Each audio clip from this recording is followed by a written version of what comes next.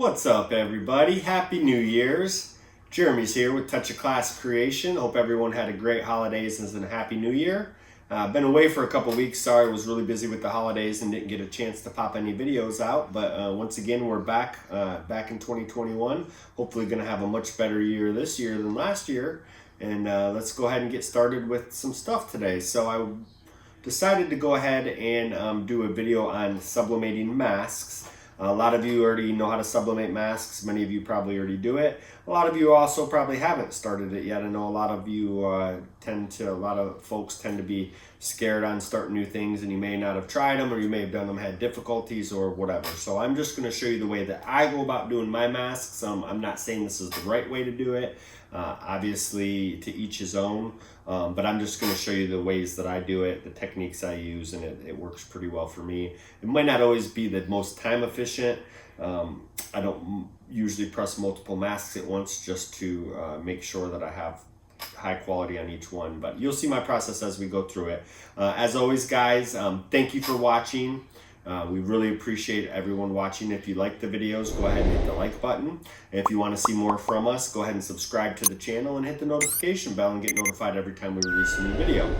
So without anything else, I guess let's go ahead and get started. We'll move over to the computer. We're going to go through all the phases of making the mask. I'm going to show you real quick how I design them on the computer. I'm going to print some out. We'll fast forward through most of that. And then how I lay them out and set them to be pressed, and then my pressing techniques and all that good stuff. So let's go ahead and move to the computer, guys. All right, guys, so here we are at the computer. You can see I already have my 10 masks that I'm going to print tonight already set up and laid out on my line here. Actually, I'm not completely laid out yet because I still have to flip them all.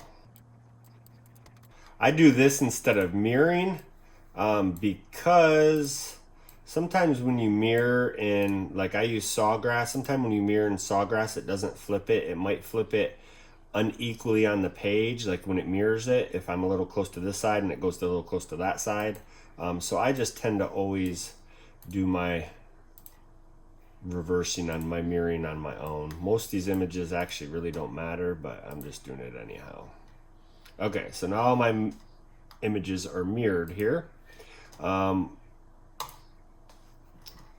What you're basically going to do is, this is my template I have set up. I don't know what kind of templates you guys use. Of course, as always, I make templates available. If someone needs one, they will be available on my Etsy store. However, you can use whatever template you have. I made this template, which is for this style of mask.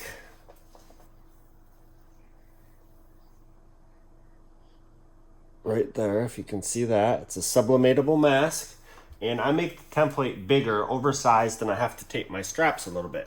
So anyways, so here's my template. You can see that's kind of my bleed area, and some of the images that you might want to use, you can drag in, and every template should work pretty much the same, whether you make your own, whether you buy one, however it works.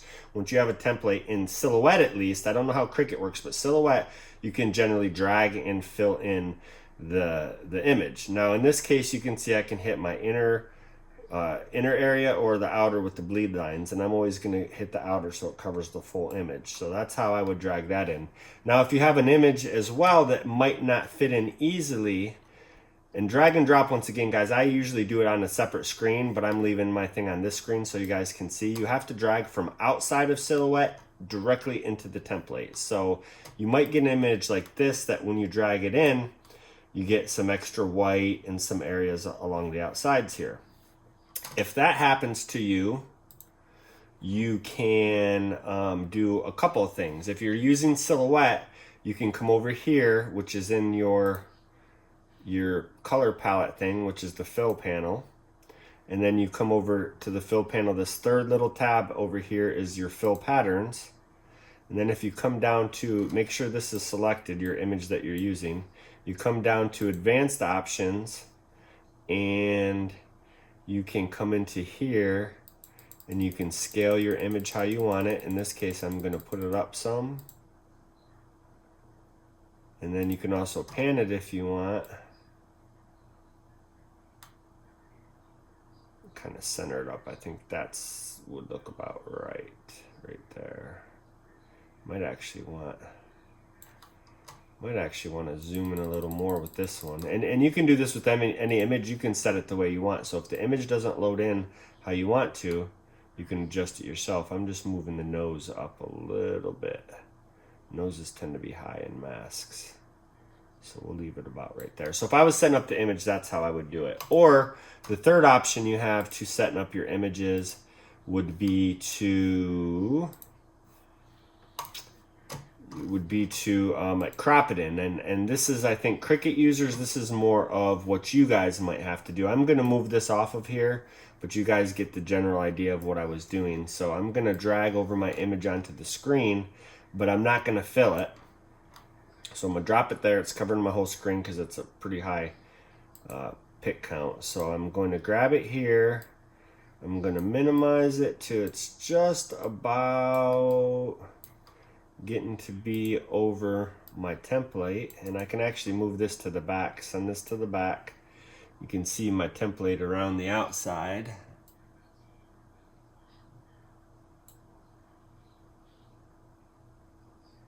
And I will generally set it up to where my image is just getting to the outside of the red lines. So right there, that kind of fills in the red lines. Now you can see I don't fill in the whole image here, so I would just grab this and drag that down some. And then I would highlight the whole thing, come over to my modify panel and crop it. So I believe Cricut users, Cricut does not allow you to do the drag and drop like we did with this. So I believe you're gonna have to, I believe you're gonna have to do the way I just did it. See how this one does the same thing. So it kind of wants to fill in large. If you wanted to adjust it, you'd come to the fill panel, over here to modify your advanced options. Make sure it's clicked on. Oh, and you can see you guys can adjust it. Actually, let me show you one other thing too. Let me go back to here. Even on this one that I cropped, that I set up outside and cropped in, I can also come into fill pattern and adjust, select that, and I can still modify that even from where I cropped it, as you can see. And it patterns it, so if I needed to zoom in or zoom out, you know, it would scale it multiple times. So even when you drag and drop it in there, it'll let you do that. So that's just a couple of quick ways. That wasn't the main purpose of the tutorial. The tutorial is to show you how to press and how I set everything else up. So that was just a quick idea to give you a design. If you have templates, kind of how you can set them up. If you need a template, once again, I do have this template available on the Etsy store and one for more of kind of a squared mask. I've only used the style of mask I just showed you in any event, but let's move on to the printing phase. So for printing these, I'm going to be running out of ink, so my guess is going to be I'm going to run out of ink in the middle of this. I'm not going to print this because I was just using that to show you guys my design setup. So for printing, I'm going to go to File, Print. It's going to have your print preview. Make sure you're set up the way you want. Print again. Here I'm going to select my Sawgrass Print Manager. Print to that.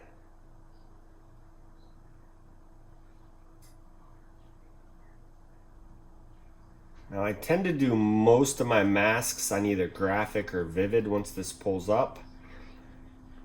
This one I may do it on vivid. I'm not sure if graphic. It's kind of a dark, this Minecraft image is kind of dark. That's vivid, that's photographic, that's how it would normally look. You can see that's a little duller.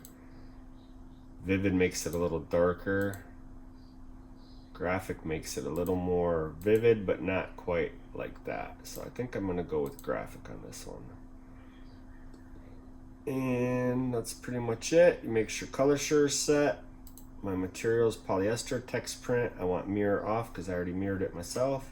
And we're gonna go ahead and print. And it's gonna be the same for all of these masks, so I'm not gonna keep this video on for all the masks.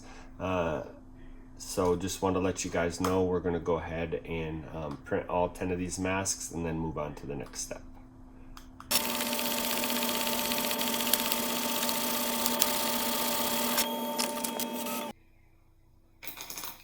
So you guys can see that I set my designs to print 2 per page. So while I'm waiting for the heat press to heat up, because I didn't do that when I was printing the designs and I should have, I'm going to go ahead and cut these as you can see while we're waiting. So I just basically, my prints almost overlap. So I just pretty much cut them right down the middle. So you got one half there, the other half right here. And you'll see exactly why here in a minute. So I'm gonna go ahead while these are all heat press is heating up and just cut all these. We'll probably go to chipmunk mode.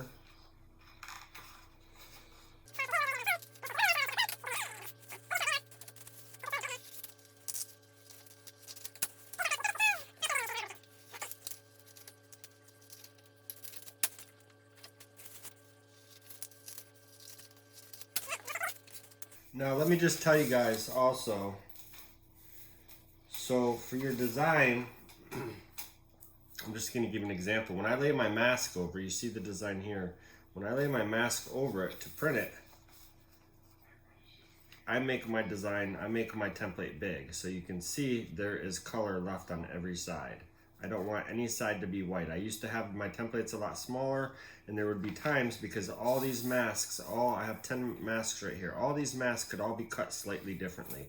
They could have slightly different edges, slightly different this, that, little nose here, they could just be different everywhere. So, point being is that the way I was doing my templates before, I would end up coming up short sometimes and not completely covering the whole area. So by doing it this way, I don't have any area to worry about. And you'll see after I have to pre-press my masks for 5 seconds each to remove the moisture. I do that too for my mask, just like I do everything else.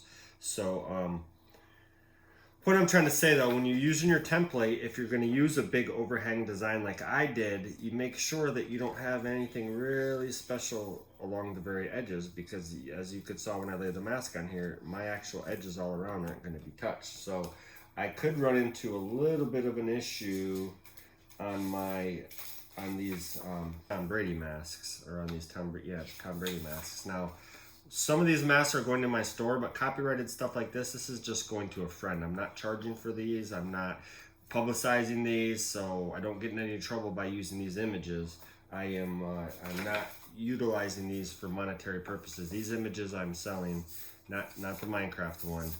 These are for my 2 interns right here. We had them each come up with the design that they wanted to do for themselves, and this was the design that they chose. This was one and this is the other. So in any event, just wanted to give you guys that tidbit and let you know I wasn't using copyrighted images. The poo image as well is for my mom, so that one is not going to be sold neither. So I'm not breaking copyright or anything. I'm giving this to my mother. So. And these videos are for training purposes anyway, so I don't think that would apply to me, but I'm not 1000% certain, so I don't use copyrighted stuff and I don't sell copyrighted stuff.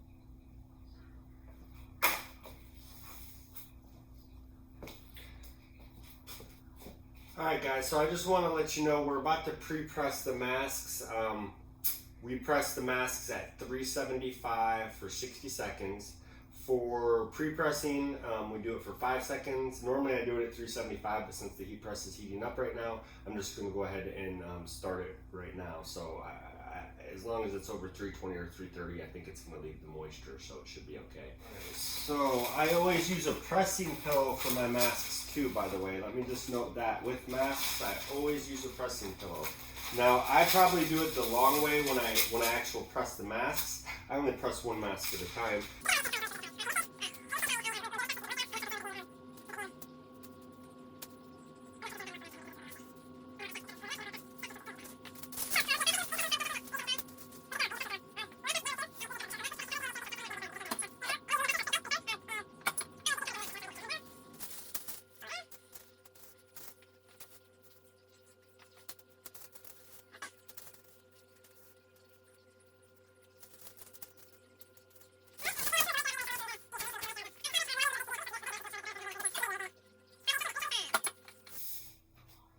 Now, I don't know how the masks are where y'all order them from, but another thing that I have to do with these masks sometimes, they can have little polyester fibers on them. And If that's the case, then always check them and brush them off first, because I've pressed and then you get ink and then one of the little fibers comes off and then you got a little tiny white spot, and that sucks. Alright, so that's why I don't use wrinkly parchment paper. Do you see? I don't know if you can tell with the light. Probably can't.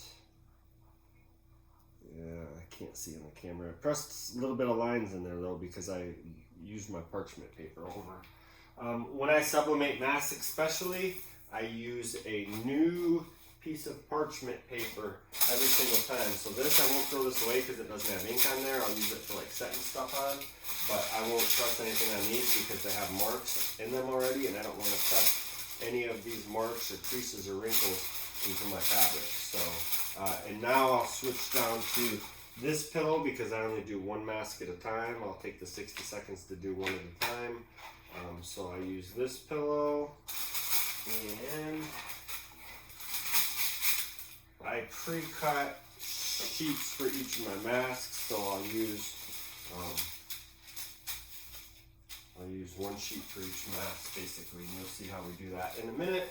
So for the moment, we are going to move back over to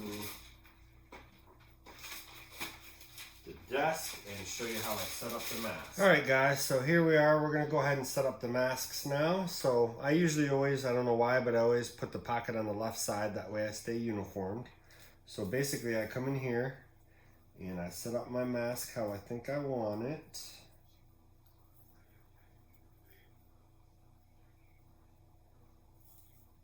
And I want to make sure on this one that I have all the pink nose and a little bit on top of that.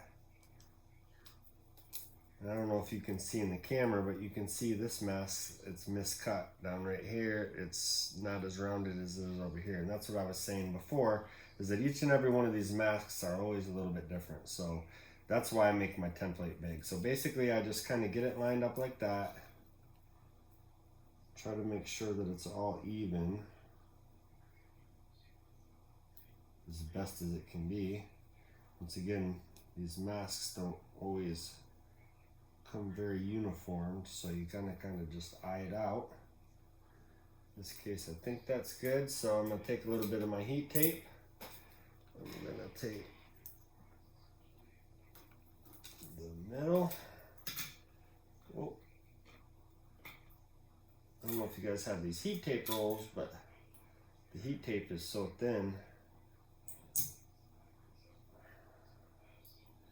slides off the roll really easy. So I just tape the top and the bottom like this. Then I know my mask isn't going to move. So you just tape in the top and the bottom, it's going to stay good. So that's what I do to that. And then basically, to make sure I don't get ink on my edges here, take a little piece of tape, get it right up, right at the edge of the material. See if you can see that on the camera. I just tape it right up to the edge. Then you can see, because that's over the ink, it's going to keep the ink from getting on the white part, on the strap right here. So I'm going to do that to each of the four corners. Pretty simple.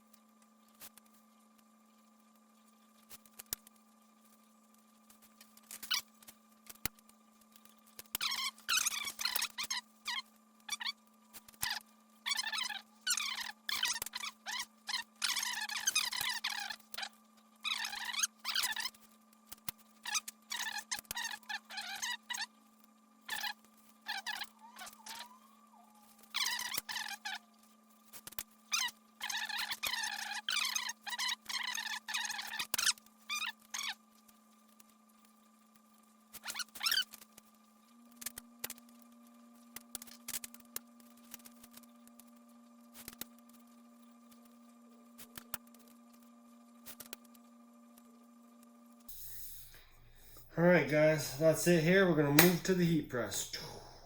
Alright guys, so we're now done setting them up. We're going to do 10 masks, each one individually, 60 seconds each, so it'll take us about another 10 minutes here.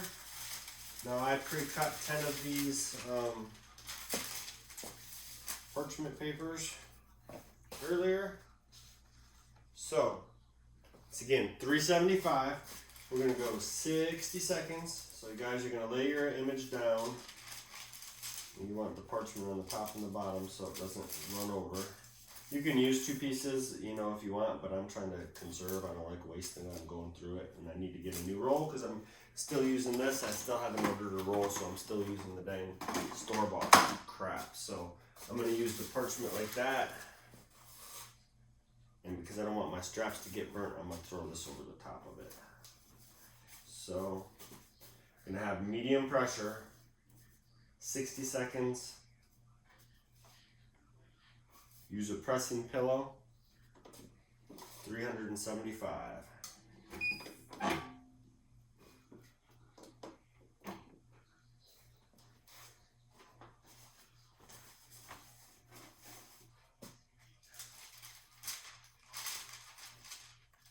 By taping the edges, see I can lift up on the sides.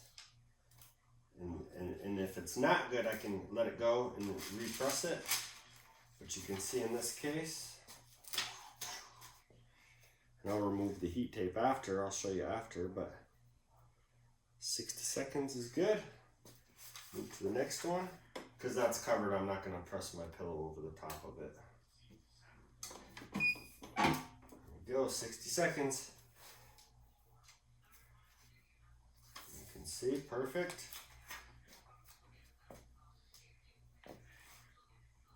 Again, got to remove the heat tape.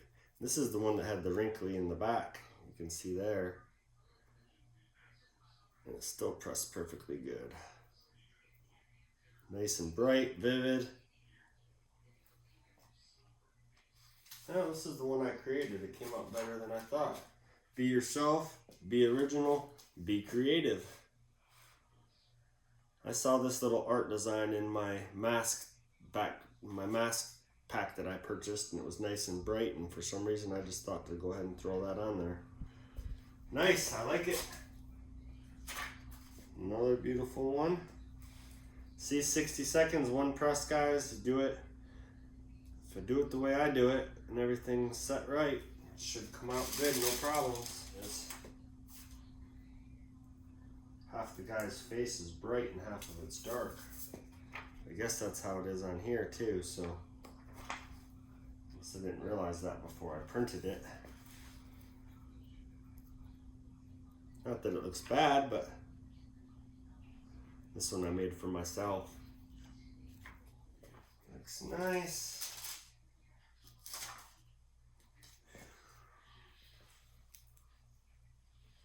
Another one.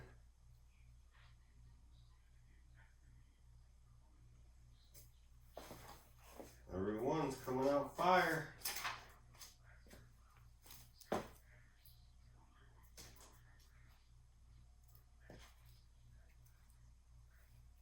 TB12, Buccaneers made the playoffs for the first time since 2007.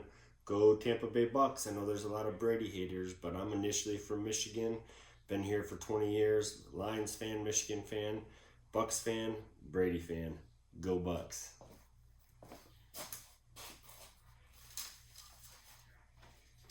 For all you haters out there, sorry. Hot.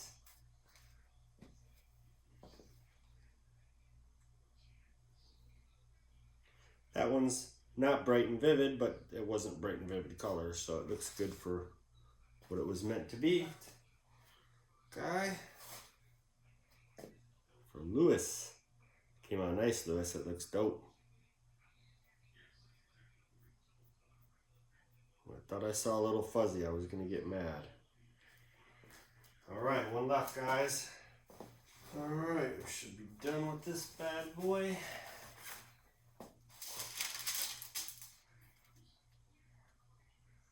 Oh yeah, came out nice. See why we use the parchment paper. Once again, you can see the ink as it transfers. Ow, it's hot. The tape is hot. The tiger came out very nice and vivid as well. Alright, so we're going to move back over to the table now and wrap it up. Alright guys, here to show you once again. You can see the brightness, the color. By taping the edges, we avoided getting any color on the straps. See how nice and bright the press gets. The corners, even down in these grooves, which sometimes you can get whiteness. That's why I use a lot firmer pressure on masks than I do anything else I sublimate, because I need to make sure I get all the nooks and crannies.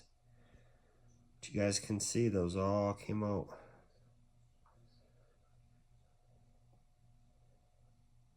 really well.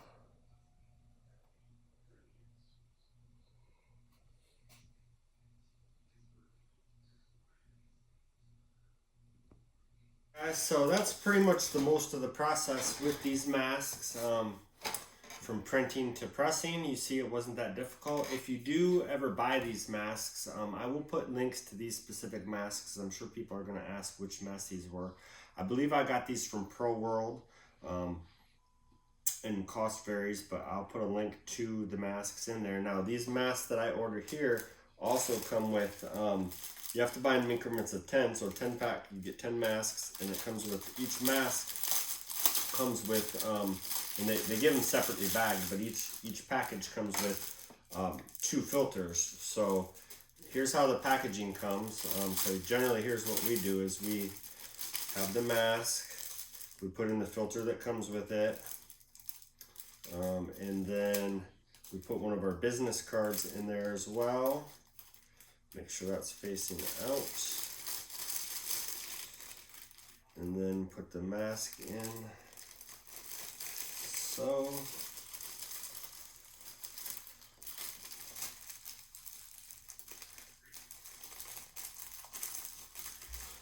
So when your customer, once you complete the order and fill them for your customer, you can see you have a nice little bag for them. Comes with the filters. And the other thing it comes with too is these little hooklets for the straps, so you can adjust the earpieces to whatever size you need. So using that, you can adjust, put it in the back of the ear and adjust them if you have kids. My 12-year-old, soon to be 13-year-old, can wear these. I've seen kids as small as about 8 years old wearing them. We've sold them to kids about 7 or 8. Actually, our friend that we're making these masks for, her son has worn several of the masks that we've made, and he's only 8. So in any event though, I just wanted to tell you guys that, so you see that's how we bag them. Comes nice, send them your package, package them however you want when you send them out to your customer, but it comes with the bagging. So sublimation masks. Once again, thank you guys for watching as always. If you enjoyed the video, please like the video. Subscribe to the channel if you want to see more. Hit the notification bell to be notified anytime that we release a new video. Once again, thank everybody for watching. Don't forget to like and subscribe. Share the video as well. If you know anyone else that wants to learn these tricks or might want to see it, feel free to share the video. Let them know about our page. If you need a template, once again, I will have a template available for these masks. There is another one in my Etsy store as well. And other than that, thank you guys for watching. I hope everyone has a blessed 2021, and thank you.